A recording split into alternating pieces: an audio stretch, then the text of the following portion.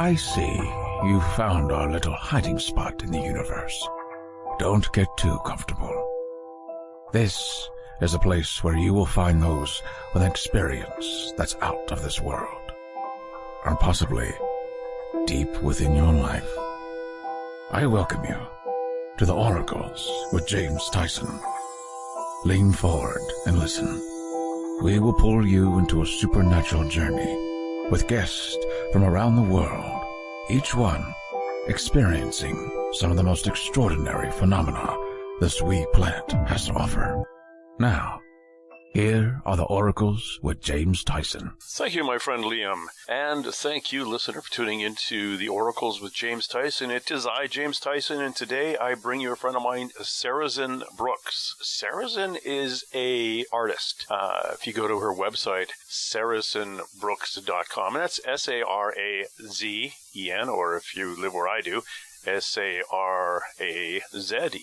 Brooks, sarazenbrooks.com.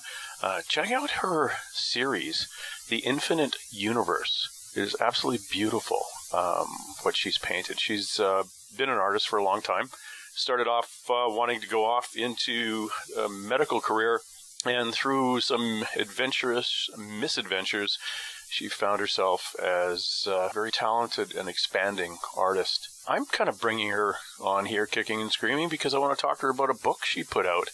And it's called Why Am I Here? A Near-Death Experience with the Ancient of Days.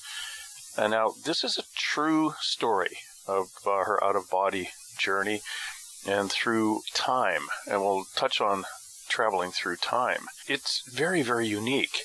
It's the first volume in the Blue Book series that she's putting together. And it's been described as spellbinding recapitulation of an experience she had in 2009. Basically, it shook her whole concept of reality right to the core. It involved the first of her two near-death experiences to come within the next few years. And this journey began to push the boundaries of time and space. And it began with an encounter with her spirit guide. It provided her with an inspiring series of lessons, pretty much good news for the soul. Sarazen is still an oil painter. She has moved from the lower left Canadian coast here where I am out to the foothills of the Rocky Mountains in Alberta. And it's been a cold day where she is. And I keep thinking I was cold here on the west coast with that dampness coming in. But, you know, minus 20, minus 10. Oh, yeah, we're talking Celsius. Sorry about that. But she's in a dry cold. I'm in a damp cold. Sarazen, how are you today? I'm doing phenomenal. How are you? I am doing adequately. I am waiting for rain. Typical. It's a really sunny day out here on the lower left coast, where you used to live, and it's we get rain forecast. But up in the mountains where you are, it's either sunny or snowy this time of year. Yes, that's very accurate, and we've had both today so far. Oh, well, you can have the snow. I just bought a new motorcycle, and that's for you up there to deal with. I used to be a Mountie in Alberta. I know what it's like. It's and that kind of snow is dry. It is funny where I used to work. It didn't melt. It would just disappear, and there were no puddles or anything. It just was gone. Interesting. Yeah. Okay, so you're very familiar then. Oh yes, I am. Actually, I have friends of mine who are down Crow's Nest Pass and Canmore area around the Calgary and that good southern chunk.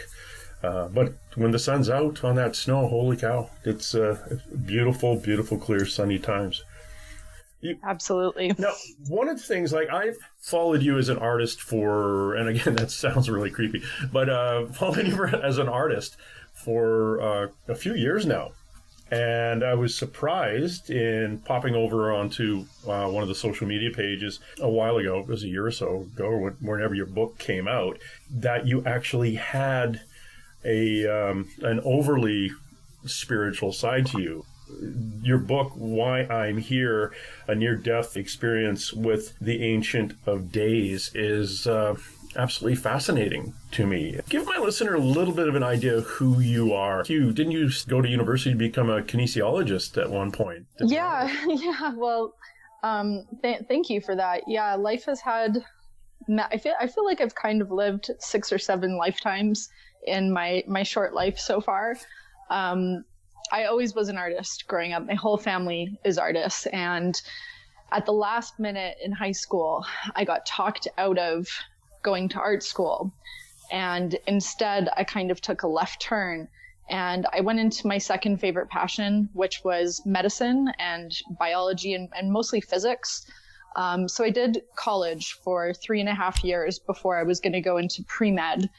And I kind of hit this wall where I was so spiritually and artistically unsatisfied that I just couldn't do it anymore. And I got turned on to this documentary called Basquiat, which was the first American Black graffiti artist who invented graffiti. And after watching that movie, I dropped out of my profession that day, same day. So that's kind of where my path as an artist started, and things came together very quickly from there. I would say I was always a spiritual person. My mom was spiritual growing up, and she taught me a lot of things about how the way the world worked and different cosmic laws. But, you know, spiritual awakening really happens in phases as a person is ready to wake up. And it turned out that I just so happened to be very behind on my plan for my life at that time. I didn't know that. I think I probably took about a 6-year detour, and that was about the time that I went to college and a little bit after that. So basically what happened was I had already come to the conclusion that I wasn't supposed to be an orthopedic surgeon, and I was going to college and working 3 jobs. So you could imagine that my life in my 20s, I was basically running on no sleep and lots of caffeine. So after I left school, I cut down the different jobs that I had to kind of go at an easier pace. And I went to my job that was paying me the most, which was working at a casual fine dining restaurant in White Rock. And White Rock has some pretty powerful magical energies there. If you're familiar with the Washington Avenue Grill, it is actually built on native land, and it's been on Creepy Canada, all sorts of different shows. And there's lots of different stories about what's happened in that house, that restaurant. And working there myself, I can also testify that late at night when we were cleaning up, there was definitely like strong, oppressive energy that didn't necessarily feel good. Some staff reported things flying around, things falling from like kitchen pans falling across the room and just creepy things like that. Mm-hmm. Anyways, none of that is really a part of the main story, other than just to say that that particular location where I was working was kind of like a higher activity location on the earth plane. So anyways, I ended up getting a mentorship with a world famous artist, not only less than 2 weeks after I had dropped out of school. Seemed like things were going incredibly well and right on track. I thought it was going to be years and years before I ever became an artist. Thought I'd have to save up, go back to school again, that kind of thing. But anyways, I met James Picard, who mentored me. And basically, I put everything into that. And then suddenly one day, on my way to the gym, I got in this horrible car accident where I couldn't walk and got rear-ended pretty intensely while I was in a Jeep. And the Jeep was not harmed at all. It was built like a tank. However, accidents in Jeeps tend to not fare that well for the person driving, and I took on like considerable whiplash and soft tissue damage. So basically I quit my job, never was able to go back. And I ended up having this long 6-year recovery, trying to get my health back and just being able to really like walk again on a continual basis. So about a month or 2 into my healing, I had already started to get lots of commissions as an artist, more than what I was getting paid for when I was working. So it really seemed like a sign from the universe that this was the direction to go in and to have faith. Basically, I had business cards created, my very first artist business cards, and I made plans with a girlfriend one day to stop in at my old work, the WAG, and to have a glass of wine.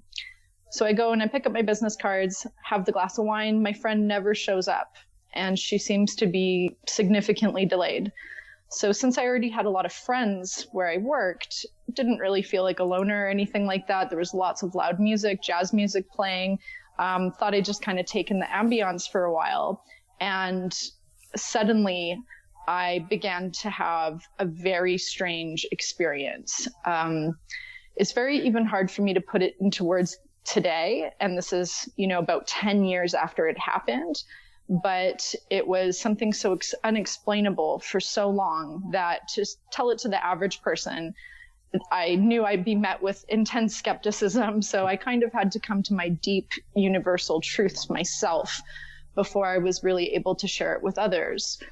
So I kind of lived as this closeted spiritual person for a long time, because part of the journey about being a spiritual person is learning how to express what you found inside and bring it through to the outer. So basically, I started leaving my body as I was sitting at the bar, and the music became very loud and I felt very uncomfortable. And I didn't know anything about us being divine beings and having a multi-bodied system. But what it felt like something was happening to me somewhere else, not in the room that I was in right now, but somewhere higher. I began to somewhat panic. I didn't think that I had been drugged because I had been watching my surroundings the entire time. And I also knew everybody that was around me, quite close friends. So I turned to my friends and I said, hey, look, you have to take me home, like immediately. I don't even think I can drive, even though I'd only had a glass of wine.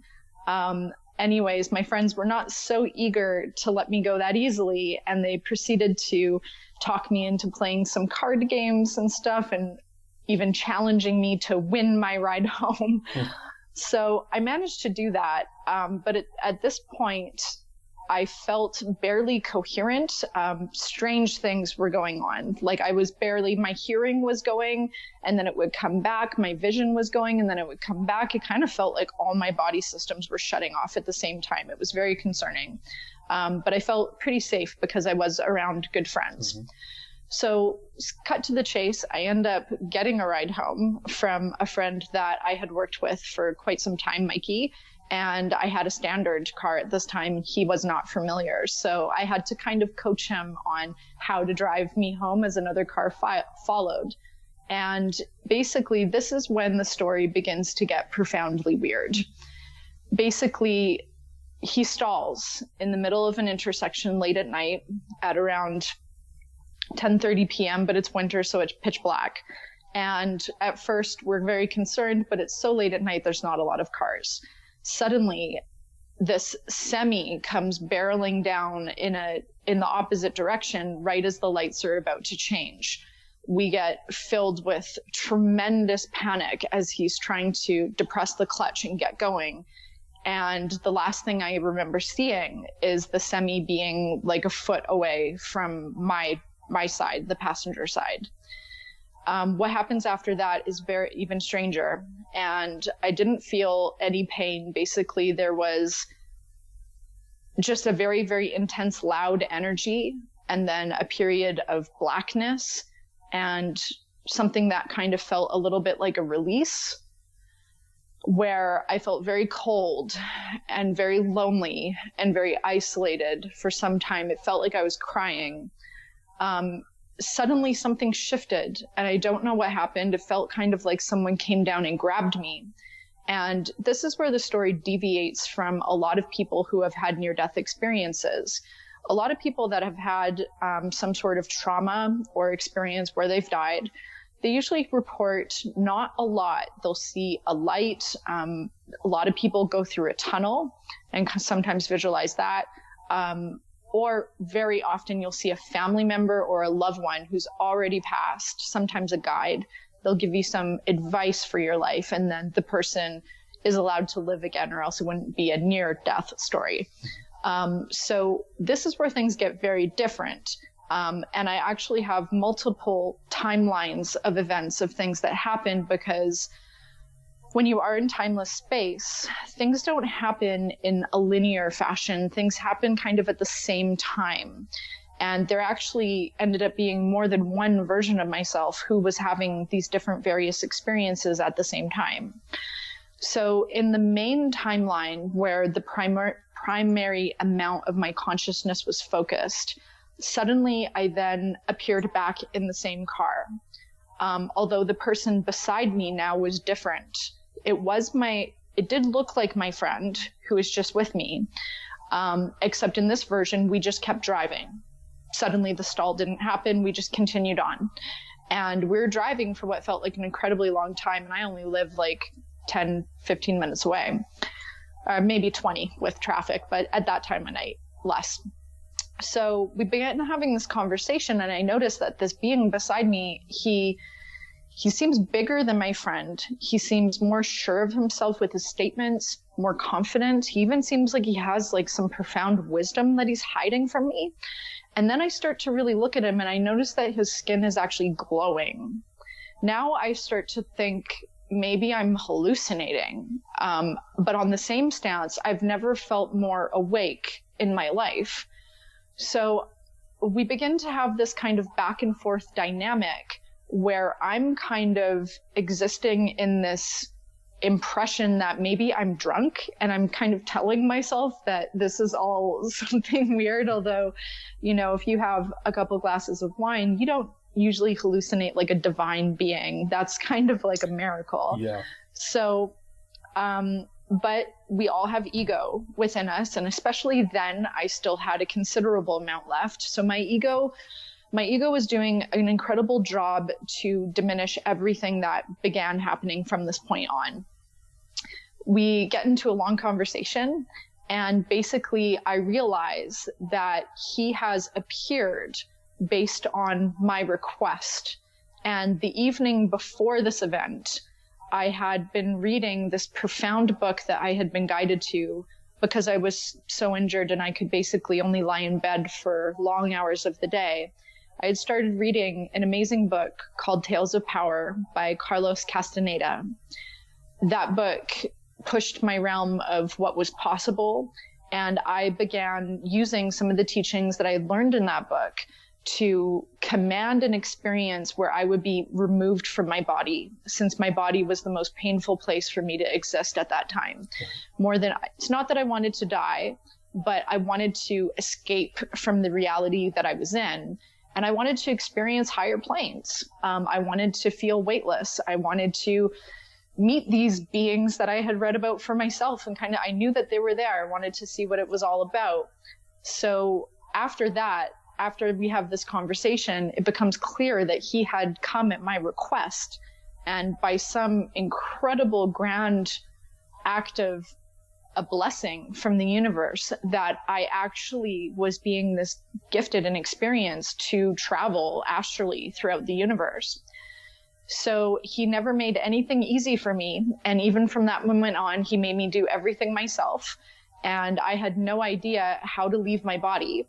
And I literally took a line out of the Carlos Castaneda book. And I remembered that at some point that Don Juan, his teacher, had taught him that you could rip a hole in the fabric of the universe and exit out.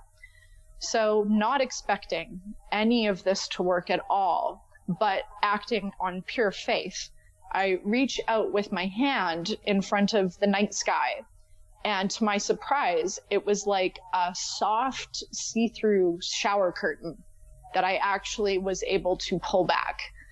To my amazement and fear, I ended up having enough nerve to push through. And that is when the beginning of the journey really starts.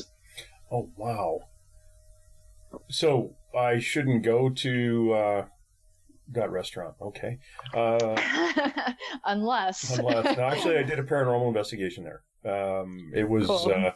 The staff, it was probably about 2012, 13 or something. The staff would tell me about the wine bottles would leave that were over top of the door to the kitchen. They'd come in and they'd be on the floor the next day. It's an interesting place. Strange things. And the history of it, it's not that funky of a history. It's just, the lumber, some guys who ran a lumber company built it, and the wife is still hanging around in there upstairs, I believe. but it's kind of fun. But you have this. You go through your like one accident, and if I'm getting your timeline right, you've got an accident. You've read Carlos's book, and as you're getting better, you go out for a glass of wine or meet a friend, and then all this happens again, and you get into a second accident. Is that? Yes. Okay, what happened? This is me being a policeman brain. What happened to the guy in that accident? What happened to the driver? So I did not know for the entire experience what happened to him. I go without, taking too much away from the book. I will say everything with him is okay. Okay, good. See, that was the other thing too, is like, what path was he on to actually be placed beside you and to not know how to drive that and get into that focus of energy at that point? I wonder what his life, where it had been before and now where it is going. Well, everything with the universe is intentional. And it took me a while to learn that, especially when I continued to go through tremendous hardships after the experience. But everything is pre-aligned, and it's all really based on our personal karma that has been accumulated either in this life or in past lives. And, you can have good karma or bad karma. In a way, you could say that my bad karma was burning off with some of these accidents and pain and suffering that I had to endure in my body for years and years and years. In another sense, my good karma from past lives allowed this divine experience and spiritual gift to happen. As far as Mikey goes, he obviously has some past attainment where he also was ready for a certain level of spiritual awakening in this life, even though he was not very present for it. He was present at the beginning of the experience, but at some point, my guide assumed his body, presumably right at the time of the actual crash. So that was an intersection point in life. With that, there are key moments in life that we can never kind of deviate from.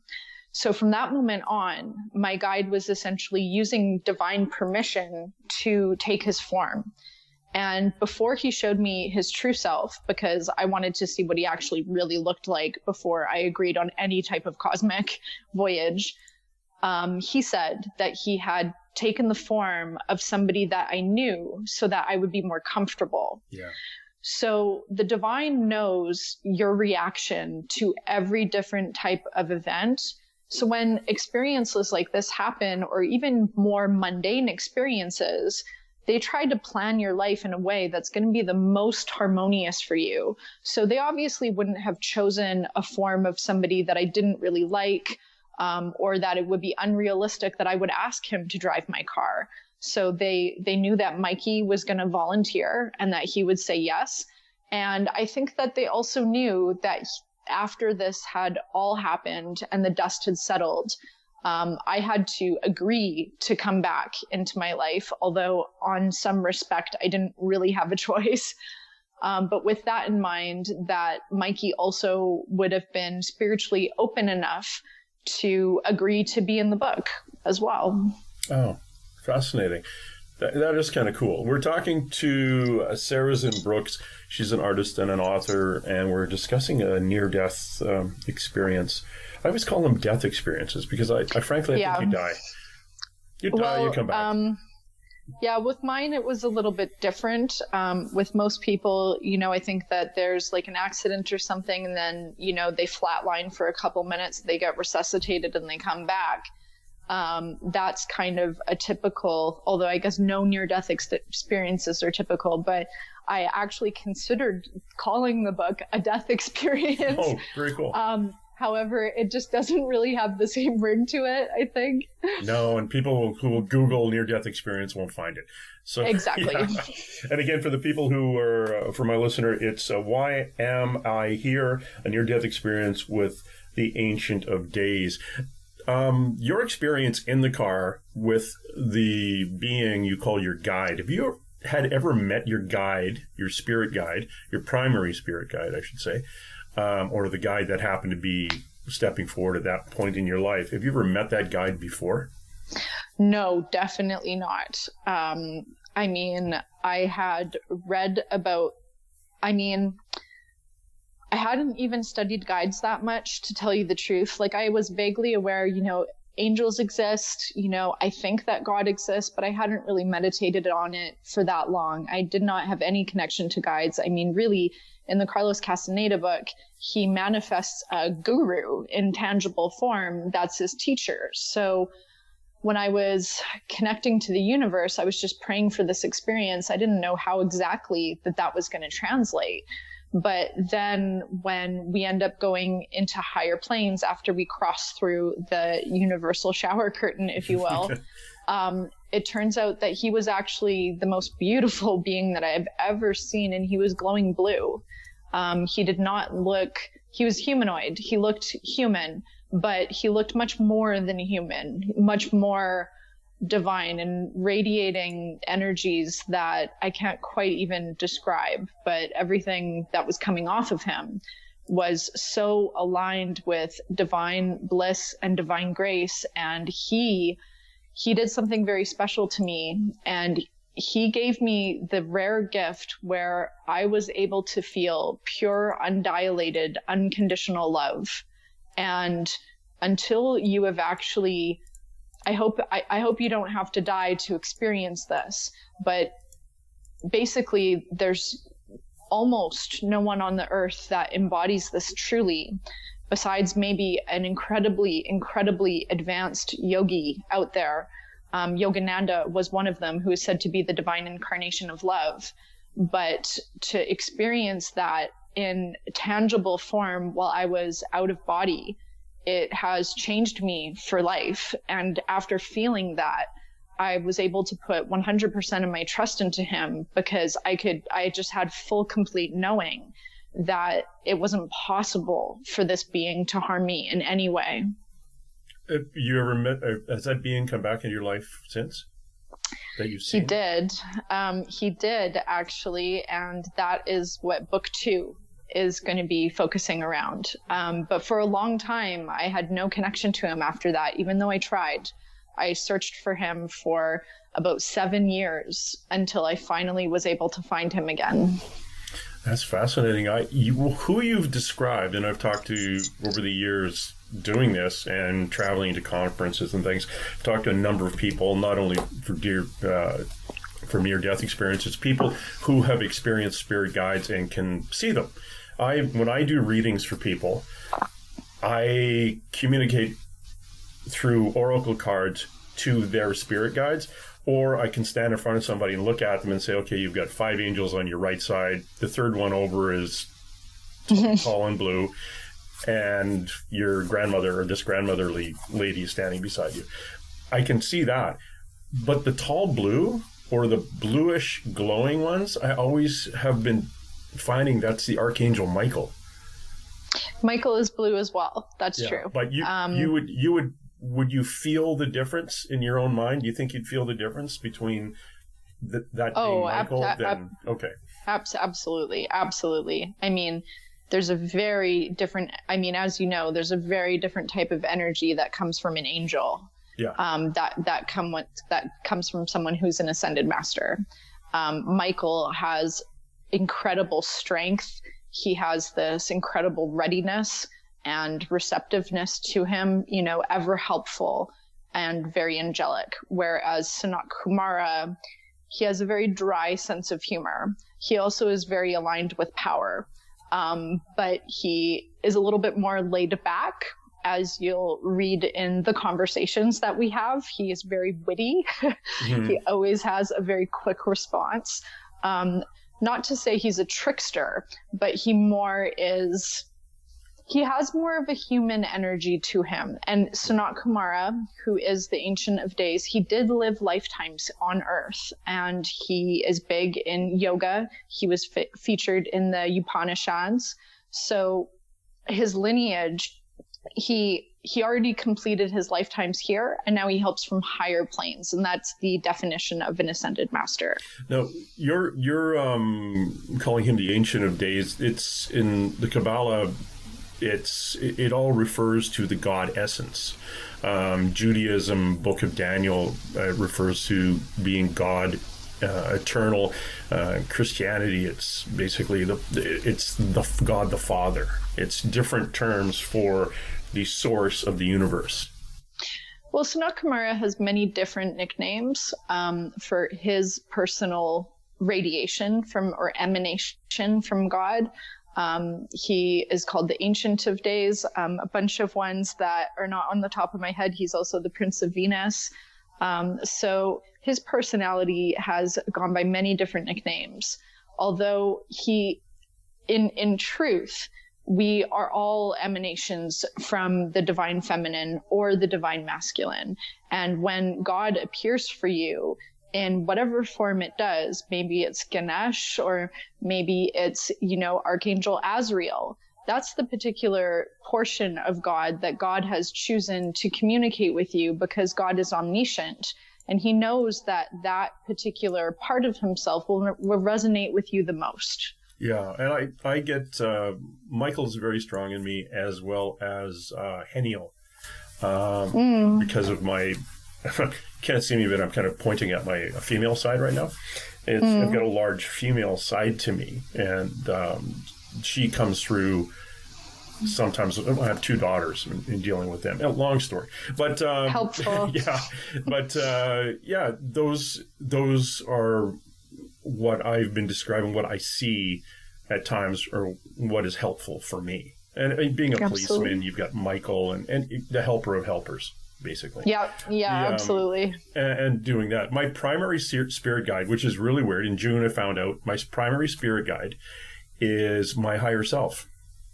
That's beautiful and rare. That is the snake eating his tail. It's like, and I actually went to the planet he was from, which is a whole other. That's you can interview me on that one. All right. My present spirit guide, the guy. This is funny. It's a Gohart, which is Pan, the Greek god of the hillside. That's lots to master there. That is, he stepped in. I was in a spiritual timeout for a while, so he comes in and kind of takes over. It's been interesting. He's speaking of tricksters. Yeah, but that's kind of fun. Your spirit guides. Do you often communicate directly to them, or do you meditate to them? Okay, good. Yes. Do you find they rotate? Do you have different ones coming in at different Absolutely. For a long time, it was Sanat Kumara, and we had this incredible relationship like nothing I could ever match again. He was more of a father to me than anything I could almost say, and it's kind of funny how people could relate to that because he's disembodied. Mm-hmm. But it literally would feel like he was standing in my apartment with me, telling me exactly, always trying to usher me to make good changes and things like that. We get in arguments with each other, like just, when I'm not doing the things that I should and stuff like that. But now, I've kind of gone through a long transformative period this last year where my whole routine the last 3 years had just become old and stagnant, and it just was not filling me with the same fire. So after reading the book Autobiography of a Yogi, which I highly recommend, one of the top spiritual books ever, I became very attracted to the path of Kriya Yoga. And, Sanat Kumara, the other way that you can tell that it's him is he's Indian. And there's a very strong Indian energy that comes from him. So with that in mind, kind of felt a lot of my yogic past lives really come to the surface, and I was looking for the quickest way home, the quickest way to transform myself and my full consciousness into self-realization. So I've taken this year-long yoga course, which I'm almost finished now, and now I've taken on Yogananda as my guru. So he's quite strong with me, but I'm also very attracted to Babaji. I'm very attracted to Sanat Kumara, a lot of male guides right now, but I find that they really help to kind of give me a kick when I'm needing it. But I still pray to the divine feminine often. but more so just in her direct presence. Your near death, this car accident that you were in, where you were then found yourself with your guide in Michael's body driving. What was the next thing after you're on this longer than normal drive and you're having this communication? What happens next? So eventually we end up at my house, which was the destination. And we were waiting because the other car with our friends in it who was going to drive him home were following us. So we were waiting for them to show up, and they were taking forever. Like, we had time to talk for so long. So in this conversation, I kept asking him, like, do you want me to wait for them to come? And he was like, you can leave if you want. And I was like, well, no, okay, I'll keep you company. And then finally my vision started going again, and we started playing this game.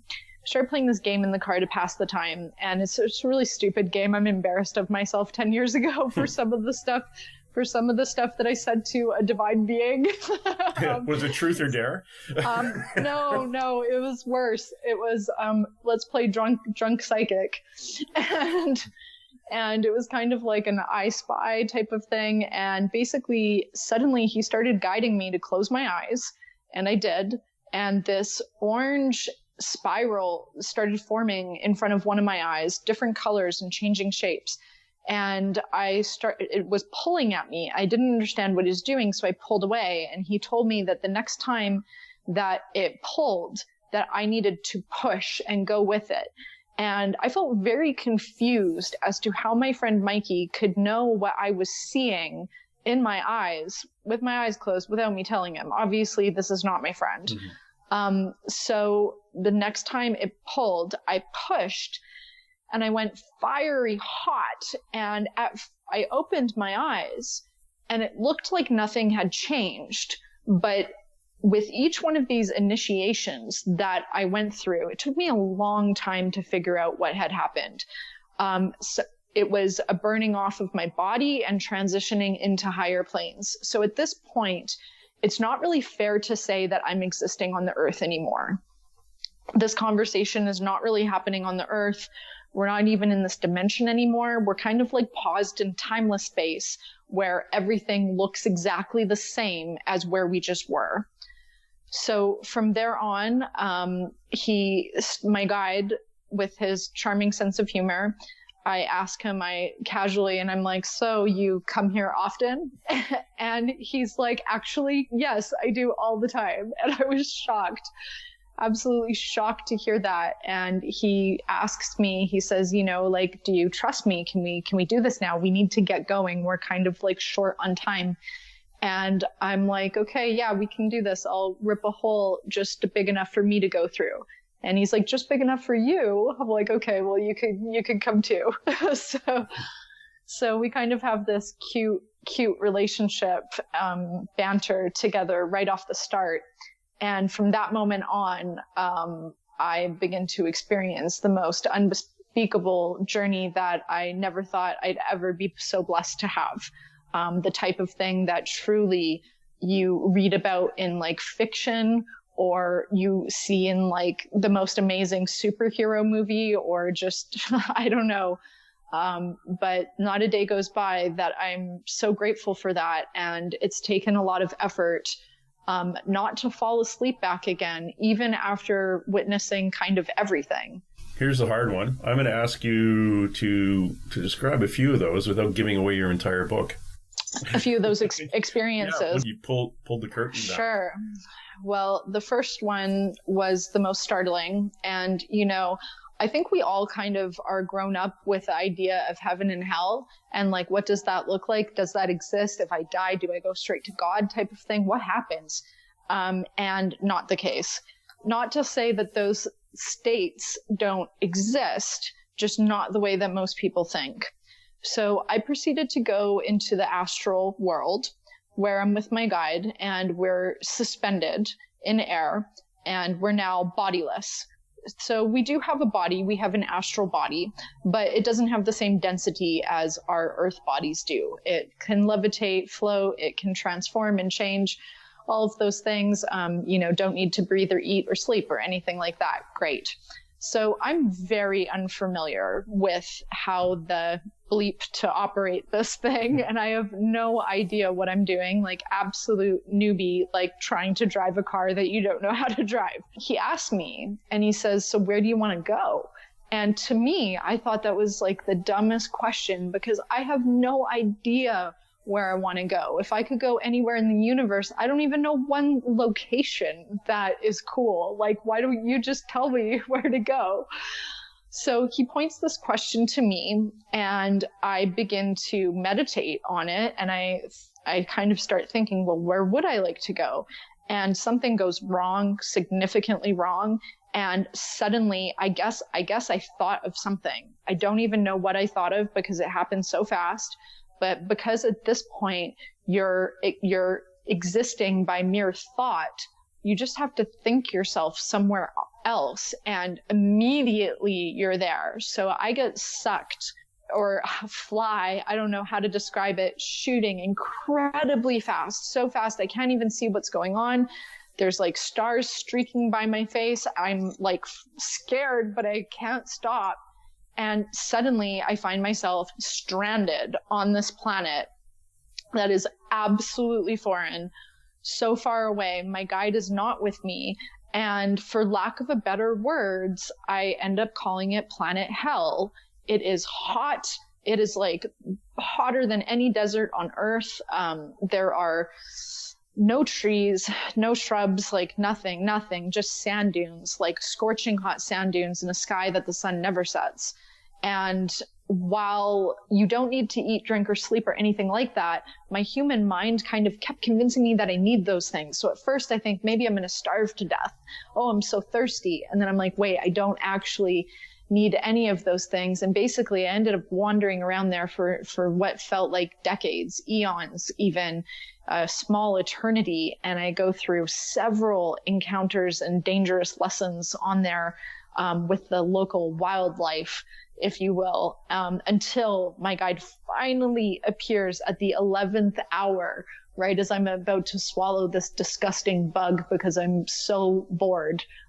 So I had been there for a very long time, and it's hard to even communicate how long I was there. To me, in all honesty, it would probably feel like 1100 years or something like that, if you could estimate that. So I had given up all hope at this point. I had tried to leave in so many different ways. I tried to raise my vibration, many different things, with no success. So my guide comes, he appears at the last minute. In fact, he had been watching me the entire time, observing me to see what I was going to do. Then he pulls me out, and suddenly everything's not so bad. And he's kind of showing me these like cute quirks of the place. And it really just shows that everything is perspective. These animals that live there that I thought were absolutely disgusting and revolting ended up actually having like a family and were quite a part of the ecosystem. So I learned a lot with every stop that we made along the way. He never ceased to amaze me with the volumes of teachings that he could give me in such an incredibly short period of time. With that, I ended up getting better control, much better control as the experience went on. It definitely was like riding a bike, and suddenly things became familiar and I became very good at what I was doing. I did end up going to a place that was like nirvana. I went to Source. And I ended up staying there a little bit too long. I gravitated towards Source because of the amazing energy that was coming off of it. It felt like you were kissing the sun. And it felt like the sun was putting warmth into all of these pieces of you that previously had tension and stress and illness and grief and all of these things. So I kind of lied there, suntanning in front of it for a while, until suddenly 2 angels appeared and whisked me away. And they told me that I almost erased my consciousness, that if I would have stayed there much longer, that I would have just dissolved back into source. So source has many purposes. Not only does it create, but it also dissolves. It's kind of like the universal recycling plant, if you will. One of the last experiences that I'll share is, and probably one of the ones that I consider most sacred, is after this lifetimes and lifetimes and lifetimes of testing that I went through and learning and growth, at the very end, I end up getting to meet this group of elders based on, I guess, some positive qualities that I had demonstrated. Although through the whole book, I really feel like I'm failing, like I'm fumbling, I'm failing. I don't know what is going on. I'm really just trying my best. So I then have to go in front of this group of incredibly advanced beings. It's like, this is the most intense interview that you've ever had that you're not prepared for. It's kind of like a dream that you wake up and you have to do a performance naked or something like that. So I go in front of these beings, and these beings are so advanced and so ancient that they just existed as like beams of light. They didn't have any body, but they all communicated telepathically. And I was kind of in this like Orpheum theater as they begin to ask me and bombard me with questions that I really don't know the answer to. And they hit me with a question that I was so incredibly not prepared for. And they said to me, "Why should we give you permission to advance?" And I felt that because everything exists using Lemuria, or being telepathic, they could read all of my thoughts that I was having. And I begin to think, I didn't even know what advancements was. Like, why are you asking me this question if I don't know the answer? And I couldn't shield them from my thoughts. So that was doubly embarrassing. But at this point, something very cool happened, and my higher self took over and began to, I was blacked out from seeing everything that she did to answer the question. But I got to see the beginning of it, and basically it felt like she began to sing. But saying that she sang, again, is just kind of using a term that points to a word, because my spiritual IQ was so low at the time of this experience that so much of what happened was beyond me.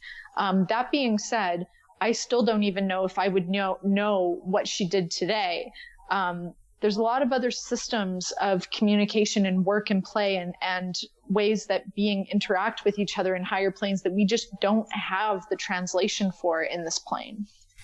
Yeah, it's fascinating that you describe that group of individuals, a group of beings, those light beings. I talked to an artist named Akiane Krameric, who at the age of 4 or 5, growing up in an atheist family, homeschooled, no television, no radio, no Bible in the house, comes out of the kitchen in the morning and say, "Hi, Mom, Jesus took me up into the universe, and there was a bunch of light being, like people that just glowed light, and they were talking to me." And she ends up, I don't know if you know who Akiane is, but she's a genius at art in oil painting and poetry, and at the age of 8 painted a portrait of Jesus called the Prince of Peace. It's huge. She was discovered by Oprah. Anyway, very, very interesting story about this young girl. She painted oil paintings at the age of 8 that somebody in their 60s or 70s of 50 years of oil painting, that's the equivalent to her talent. She talks about light beings too. She sounds like a very old soul. Oh yeah, she's definitely something. Her interview is going to be on after the next one after yours. So amazing. Drop by and take a listen to that one. But Akiane talks about light beings, but she didn't know, because she's protected, homeschooled, never really ventured out into this. She had no way to describe them.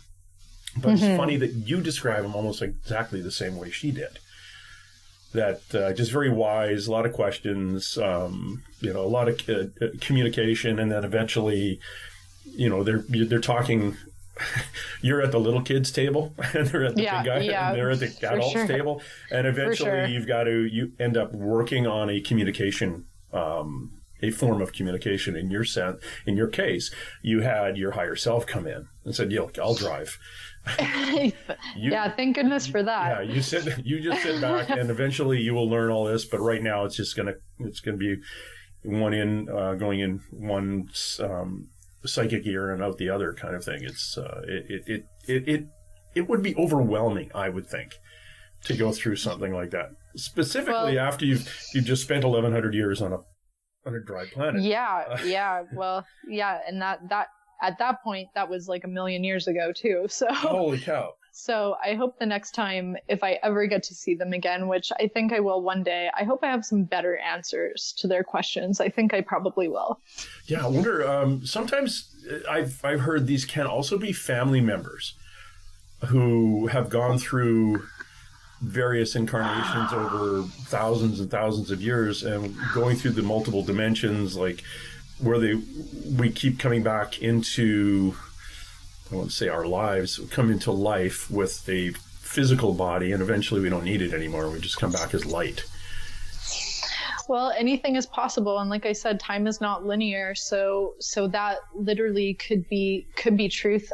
In my own experience, the divide and the gap between us was so profound that to think that we were related in any way would have blown my mind at that time.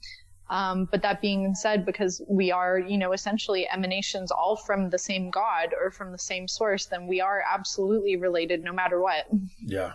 Fascinating. If anybody wants to drop by, go to sarazenbrooks.com. That's SARAZEN, or if you're where we live, ZEN. Sarazenbrooks.com, and look at the artwork she does. And again, look at her book, Why Am I Here? A Near-Death Experience with the Ancient of Days, which is fascinating, absolutely fascinating. Anything with a near-death experience is fascinating. And this was only your first one. Yeah. Yeah, for sure. Like I've some of my friends who are psychics who are on those TV series like Psychic Detectives and things like that, every time they die like 4 or 5 times in their lives. Really? And every time they die, they come back and they're cranked up. Yeah, it definitely felt like that. Well, the frustrating thing was, it seems like the death experiences happened really to get me on my plan. The second one ended up happening about 5 or 6 years later after the first. And I mean, it depends on how significantly you define them. If so, I've had 3 or 4, but definite experiences too. So they're later, which is also in the first book, I later get into a head-on collision, which was pretty frightening, and definitely there was divine intervention there with Michael. But the more significant one was I actually was assaulted really badly, and I ended up being kind of left for dead on the streets of Kitsilano in Vancouver, with my brain hemorrhaging and cracked open within an inch of my life, and I lost consciousness for several hours until I woke up in the hospital. So that experience was different from the first, where I did not have a long cosmic amazing voyage during that one. That one was more like a hard hit. And I actually didn't know that I was going to live. It wasn't that I went anywhere during it. Everything just pretty much more or less went blank. I have little fragments of consciousness right when it happened, and I was very confused what was going on. I was talking to the person that was above me, asking for them to get help, although they did not. So that was pretty terrifying. Yeah. But that experience, changed me for my life in a very different way. At first, I felt very afraid of humanity, how someone could do that to another person. And it took me a long time to cope with that, and not only cope, but heal, and to actually discover why I am here, which lends the title of the book. You could say that maybe I was living my life selfishly and entirely after the experience, because after the first out-of-body experience, I had been shown, essentially the answer to everything, but I had no way to place it into my life. I searched for teachers. I tried to read the right books. But after about 7 years or so of looking, I got pretty lost, and I wasn't able to really get on my highest path in a strong, tangible way. After the second near-death experience where I was left for dead, I really felt like I had lost everything. I had significant brain damage that took me a year to recover from. So I wasn't really able to paint. I couldn't leave the house. I was just traumatized and also suicidal as a result of, probably the brain damage and the trauma. So it took a lot of strength and fortitude to find the courage to read that book that I had written almost 6 years before. And to that date, I had never read the book. Basically, when the first experience happened, my uncle, who was the only person I told in detail, he strongly guided me to record the entire experience into a tape recorder, which he then translated into the book, which took up about 100 solid pages of dialogue and experience. So I had never been able to look at it again after 6 years. It frightened me. I was scared. I was crazy, even though I knew I was not. But it was kind of like just being revealed like Pandora's box, and feeling like your dial-up computer of your brain is not able to process such high-speed information. So after, being suicidal and having brain damage, I prayed to God to give me the answer as to why all these horrible things were happening to me. Why was I facing such poverty and starving if I had been shown the secrets to the universe? Why had I gone so far off my path? And I did receive a message after hours of prayer. And prayer was not something I did often. And the message that I received, and I heard it clearly in my right ear, was, you already have a note from your guides and it's in your book. So I sat down that day and I surrendered, and I read the whole thing. And I was shocked first I was happy and delighted reading all the funny parts of our conversation, but the most shocking thing was I actually prophesized my brain damage 6 years prior. And I prophesized the head-on collision as well. And that scared me. I was frightened about that, because at one point in the book, I look into all my possible futures, and they came true. So at that point, any shed of ego that was telling me what happened to you wasn't real, you hallucinated it, it was a very long dream, was gone, completely gone. There was no possible way that I could be that psychic, that I would know that something would happen to myself 6 years from now with that detail. Even the color of the car was silver, and I didn't even have a silver car at that time.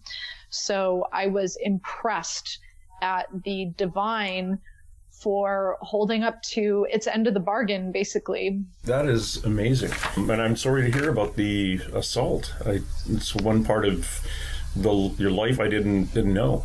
It wasn't up there with being afraid of spiders, mind you. I'm sorry for that. Spiders are pretty scary, so. Yeah. Well, don't eat them on a burning hot planet either. The change, the actual, to have those notes in your first book, to be able to go back and go, oh, well, I should have seen that coming. But, that's us with our hindsight. The ability to actually have that information at your fingertips and then have it pointed out to you, that is fascinating. Now that you had those little prophecies back then, is there anything else that's coming up, or are you pretty well done with you fulfilled all your prophecies from the information in the first book? I think my higher self has quite an interesting sense of humor, and she tends to use car accidents to get me back on track. Although actually it is like this for many people, although they don't realize the adjustment that is being made in their life. Car accidents, even illness, things with health. So with that in mind, I do know a considerable amount of my future plans, and I have known it for quite some time. So I've been building up to that for the last for the last 3 years working overtime. So there will be many things coming forward, some which I can announce, some which I can't. The art is something that will keep going strong no matter what.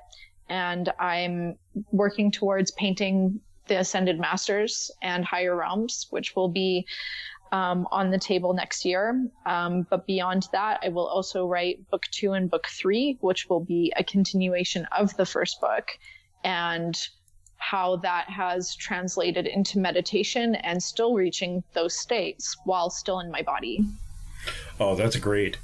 And again, for the listener out there who's interested in seeing some of her art, sarazenbrooks.com, go check out the Infinite Universe series that she's painted.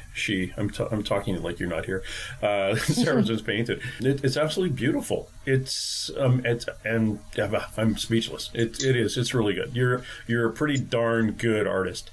And Thank you. I've always liked your stuff, which is funny because I'm actually as you've been talking, for some reason I picked up my pencil and I started doodling swords for some reason. So I'm going to send them to you and see if they mean anything to you. But anyway, that's cool. That's between Sarazen and myself. It was honestly, they're swords. They're some weird thing, and I think it had something to do with us talking about Michael, but I don't know what.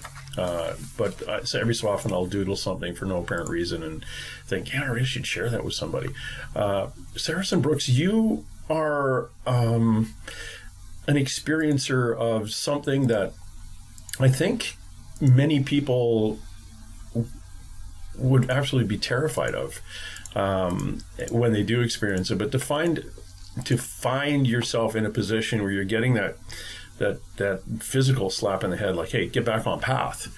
This is where you're supposed to go. And in the way you describe them as being in car accidents or a physical something damaging your physical being to get your attention. As your father, I would say, as somebody who's a little protective about you, I go, you know what? How about you pay attention a little bit more so you don't have to get clunked on the head or get into a car accident. But I think you're already doing that. You are meditating more. You've identified a yogi. You are opening yourselves up and communicating and raising your vibration, which is where you're supposed to be going. That is your path. So let's hope these slap in the back of the head or ripping the front of your car off is not going to happen anymore. Absolutely. I don't think there's a whole lot of need for it. These days, I'm living a life of service. So I do sessions for people as well, although I don't advertise them. But I bring through the Ascended Masters and I bring through spirit guides and I help people connect to their highest plan. So I typically only work with usually the more advanced soul who's already on the path and wants to come into their gifts and really know how they can be of service. So that's something that has really changed my life. And I'm always looking at different ways to help others. And one day this might materialize as becoming an actual spiritual foundation. When you're working with people and you're working through spirit, do you see things around them? Like, do you see color? I see when I look at somebody, I will get a relative, a deceased person, a loved one come through, and I describe it as like if you and I try to remember somebody we went to high school with, and you picture that person in your head, you usually picture them from the waist up, and unless they're showing you something around their feet, it's just more of a thought than an actual three-dimensional being. Do you get that with spirit guides too? Because for the life of me, I don't see spirit guides. I've seen them. I've seen a couple of my own during a what do you call it? I did a third eye activation, and now since June, I've actually been seeing I don't know if they're guides. They're more spirit protectors, about a car length behind the person, usually about 6-7 feet tall. But I don't know if those are guides or not. I'm still a rookie at that. Well, the Venusians are quite tall. They are about 6-7 feet tall, so that could be them. Although I'm not necessarily seeing that right now. I see a variety of things, to be honest. At times, I've actually seen spirit guides tangibly with my eyes open. So there have been, which is the way the book ends. actually, is I have a ascended master who appears to me in tangible form. So, but typically when that happens, that is usually aligned with cosmic permission and something important is about to happen. When I'm working in sessions with clients, I see different variations of beings.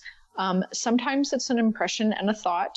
I have, however, pretty perfect clairaudience, so I can hear perfect hearing of them speaking to me. I even hear their accents, or if it's a male voice, a female voice. If it sometimes I've even heard like an Australian accent, cool. which was a different type of guide.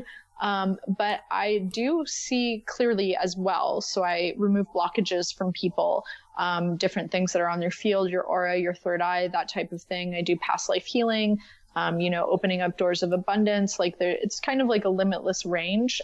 So I just have to trust that when I'm in session, that I'm given the gift to see whatever I need to see at that moment.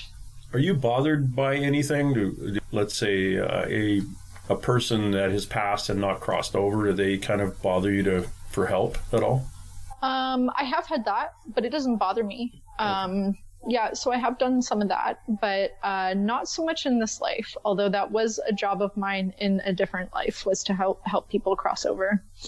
Oh, interesting. I get a lot of people who are very high vibration and just kind of coming into it, like using the base term empath. You wake up between 3 and 4:30 in the morning because that's the veil thins and they're standing at the foot of your bed kicking and say, "Hey, Sarazen, get up. You got to help me." And you wake up going, I think you all should leave. Had to go. But it comes to those a lot of times who least expect it, and absolutely it's awkward. Like in crowds, or I'll be talking to somebody, but I don't see the dead, quote unquote, the dead anymore. The ones that haven't crossed over. I used to see them a lot when I was a kid, and I did bring one home from down in Steveston, British Columbia. Paranormal investigation. I brought home a carpenter from the 1930s who was standing at the foot. Oh my goodness! Is that like adopting a stray cat or something? No, you know how you we're out. Shaw Cable, which is one of the cable stations out here, wanted to follow around a paranormal group. So of course they wanted to do it in the middle of the night because they don't understand that those beings are there 24/7 anyway. But because it's dark, so it's spookier. So we went out to a place and it was raining and it was a long drive home. And instead of doing a little bit of a meditation and a please, I'm good, please stay here, when I left, I just went home, got into bed. Okay, so you welcomed him. Yeah, he came home with me. So the next That's kind of funny. But yeah, it's one of those things. And of course, I put myself in those positions. I'm constantly going to ghost conferences. I'm down in Tombstone, Arizona, in 1800s haunted rooming houses, and that's pretty cool. Yeah, I was supposed to be at Port Gamble, Washington this weekend. I still might go down there for that ghost conference. Was on the Queen Mary. Had the sheets of my bed pulled off the first night. But that was somebody coming through and saying, "Hey, I really need your help, and I know what you can do. So we're just trying to get your attention." So once we figured that out, it was all cool, and we crossed them over actually a few weeks ago. But good. Yeah, I don't get that as much. I don't see the dead, I should say, as much, like full on standing in front of me anymore. I did when I was younger. Now I just kind of feel it. But the people I do get are your grandmother, who has already crossed over but volunteered to be kind of your in-between, your spirit guides and you. Are you talking about my grandma? No, I'm not. Okay, because she is quite powerful. But I get the person that like is the gut feeling, the goosebumps, because until your vibration is high enough for your guides to connect with you directly, you usually have a volunteer to come in and kind of be your in-between and pass on messages. So I get those all the time. When my sight was first awakening, I didn't get a lot of the dead, but I had a mix of good beings and very dark beings coming to me to interfere and attack me and all sorts of different things. And that lasted for about 3 years, 3 or 4 years. So I had to learn a lot of psychic self-defense, because the more that you become aligned with your gifts, the more that the opposing energy in the universe also senses your awakening and wants to stop it. And that's something connected to the 3 gunas in yoga, which is the 3 types of energy that is always acting upon everything. So with every action, there's a reaction. Now, however, I'm in such a state of grace most of the time, due to my alignment, that I'm able to easily block like almost everything that comes my way. What are the methods for blocking that? So very basic technique that's super easy that anybody can do is, number one, if you're scared and you're going to sleep to bed and you feel a dark energy on you or surrounding you or anything like that, you can write the word Om, except it's A-U-M. That's the traditional way to say it. And that is the first spoken word in the universe. That is the word of creation. It is the word of God. It is the word of the divine feminine. It's all protective. So you just trace it on your finger of your pillow 3 times as you're thinking about divine God and blessings just to protect you. So 3 times. That has protected me many, many times when I've been too tired to shield or meditate or make any calls. There's also protective stones. I'm a big fan of smoky quartz. I usually often sleep with a piece of smoky quartz with me, almost always. So that's super grounding, very protective. Another thing that you can do as well, using the same word Om, is sitting down or standing up, you put your hands out in front of you touching. And while saying Om, you make a circle around you, touching your hands behind you. And you do that again 3 times. There's a lot with the number 3. A more advanced technique is actually shielding and clearing, which is shielding is visualizing an orb of light around you. There are millions of different types of shields, and I have been learned and gifted many different versions of them.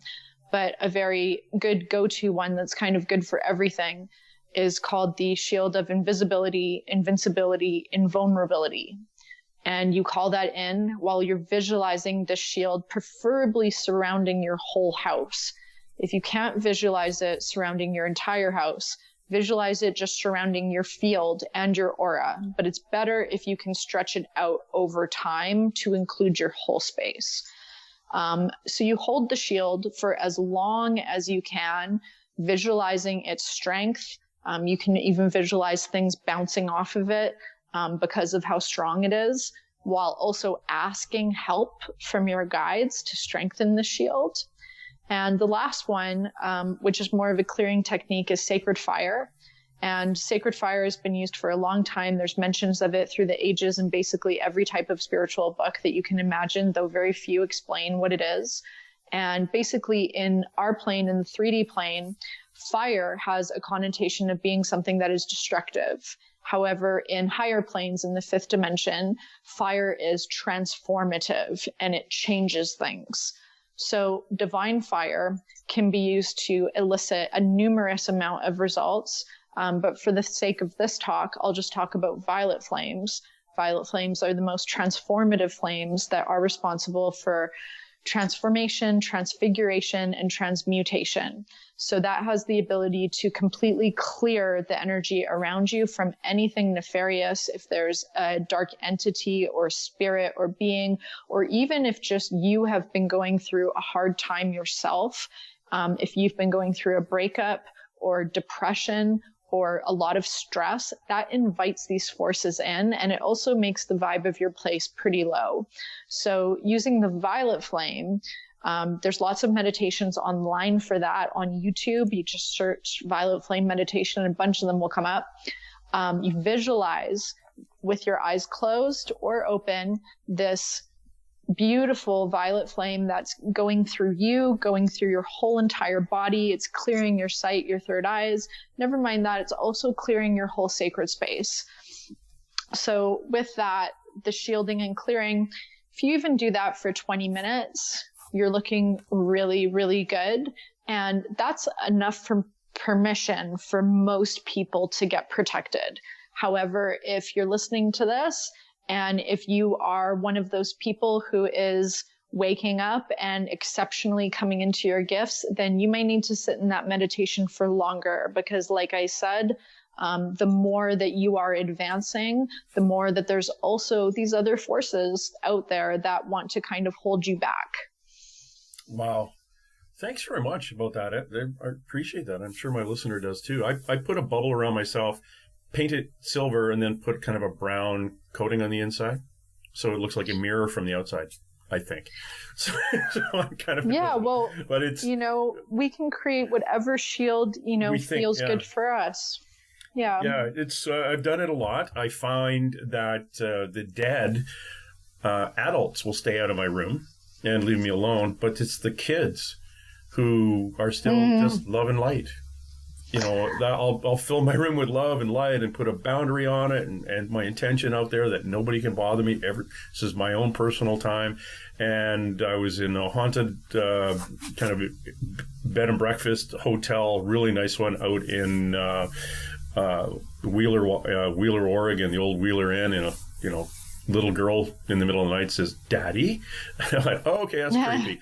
And, I've had things like that too. But the kids will come through. But all the dark stuff and the adults will all stay out. Yeah, no, kids definitely have more of a level of purity. But you know what? Also, I'm seeing that this is really your path that you've chosen for this life, is to have a lot of interactions with beings who are kind of in the in-between state. It's a lot of what you're investigating, and what you think about, you bring about. So I do think it's kind of part of your job description that you have right now. I've been told that it's part of my path right now. Yes. Things have changed a lot since was in a bad car accident when I was 16 and saw my first full-on dead people standing there, to going through as a policeman, interacting with a lot of dead people, and which is a whole other issue. That's another one. That's me being interviewed for another hour. Dealing with dead people, but the different shielding, it's fascinating, and the violet flame part is very, very. I am going to research a little bit more of that, because I think the purity, when you said that, I got this overwhelming kind of purity thing. The other thing is, I got told that, is this true that you are going to start putting meditations on YouTube? Oh, wow. I don't know where that came from. That did my guides just tell you? No, I wrote it down. It said, interesting. Meditation, and you putting together some meditations for YouTube. But anyway, that's what I just. You know what? I get. It's funny that you say that, because my girlfriend had been talking about these guided meditations that she'd been listening to, and she was trying to offer them to me. I was like, no, I don't really use those. Like, I'm okay. Yeah, I do them myself. Yeah, but I have recorded them in the past, both for clients and for myself to help move myself forward. I've actually been big on subliminal tapes that I've used for myself to help elicit certain changes in me. But there's all different types of meditations that can be done. So I will tune in for that. Thank you for giving me something to tune into. Yeah, see where that bounces out, because that's, as you were talking about going to YouTube and looking something up, I just wrote down Sarazen guided meditations YouTube. It's like, oh, well, maybe I wonder, who knows? Maybe I'm supposed to point it out. But I love it. It's something you have to do. And when is your next, are you in the process of your next book right now? So there are partial drafts done for book 2 and book 3. Right now, because I had a kind of arduous move across the country, the last 4 months, just finished getting set up. I'm taking some time to paint right now and to really get creatively inspired again. I just found writing the first book, it took me a year. It was so creatively stimulating in one way, but I'm still not ready for those long hours on the computer yet. So I'm hoping that come around January, February, that's when I'll be back in full book creation mode. So 90 days. So don't say it. No, roughly about that. So I mean, if it was this time next year, that it came out, that's quite possible. Yeah. I would just do what you did the first time, just say it all into a recorder and give it to your uncle. Right, Bob's your uncle. Yeah. Here, could you just type all this stuff up? It's 100 hours. Don't worry about it. Yeah, well, he's been an absolute godsend. I couldn't have done it without him. And he not only designed it, but he helped edit it. And it's true that the universe will send you an angel to help you accomplish your plan. So I'm forever grateful for him. And if anyone's looking for design work or book editing help, he's the guy to go to for sure. I was told 6 years ago or 5 years ago I was supposed to write a book about myself, but amazing. I don't even read books, let alone write them. Good Lord. Hey, that's the way that I felt too at the time. I had not read a book since college, which was just, medical texts. So that's part of the reason why it took me 10 years, was because I felt, I had been shown something so sacred, so special and divine. How do I communicate what I've experienced when I can't even type a paragraph without a whole bunch of grammatical errors and punctuations? And basically it just happened one day. Just one day I felt ready. I had been meditating for years though. I had been meditating for 3 years, and suddenly the time was now. Yeah. So, when the time comes, you will be in tune enough to sense that moment. And you have the kind of book that I would read anyway. I don't read a lot of nonfiction. I need to read. I don't read fiction. I read nonfiction. And yes. So I'm going to cheat. I'm getting the Kindle edition of your book. No worries. And again, for the listener, it is Why Am I Here? A Near-Death Experience with the Ancient of Days. Author Sarazen Brooks. Please go to her website, sarazenbrooks.com. Look at her art. My gosh. It's the Infinite Universe is an absolutely wonderful series. I can't go off anymore on this. It's I've followed your art for years. You're a wonderful person, and I really appreciate you coming by.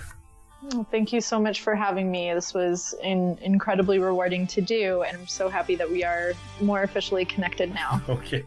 Thanks, Sarah, and you have a wonderful day. Thank you. And hey. Let's be careful out there. Far over the snow, what are those voices? They sing as they go. What are those voices?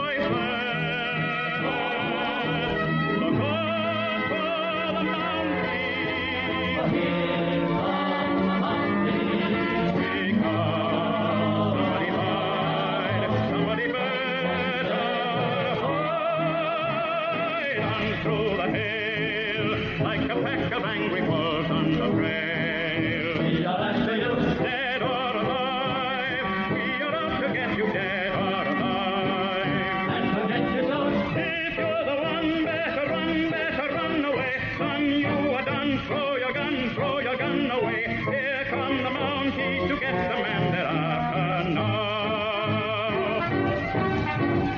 Run through the hail.